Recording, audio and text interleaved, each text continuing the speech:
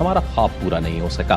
استحکام پاکستان پارٹی کی سربراہ جہانگیر ترین کا جہانیہ میں جلسے سے خطاب، کہا چیئرمین پی ٹی آئی نے وزیر اعظم کی کرسی سنبھالتے ہی ہم لوگوں کو پارٹی سے نکال دیا۔ تحریک انصاف ان لوگوں کے پاس چلی گئی جن کا ایجنڈا ملک کی بہتری نہیں تھا۔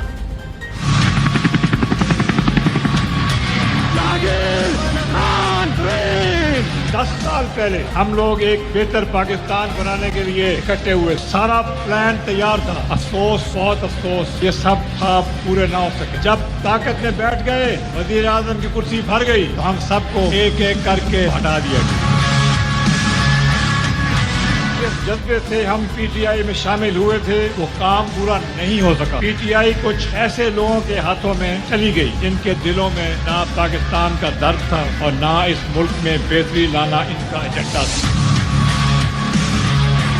اپوزیشن پارٹیاں جو ہے نا وہ بھی پاکستان کی پارٹی ہیں، ہم نے ان کو اپنا دشمن نہیں سمجھنا، دشمن اور نفرت کی سیاست کو ہمیشہ کے لیے ختم کر دینا، مخالفانہ بیانات، محاذ رائی، انتقامی سیاست پر یقین نہیں رکھنا۔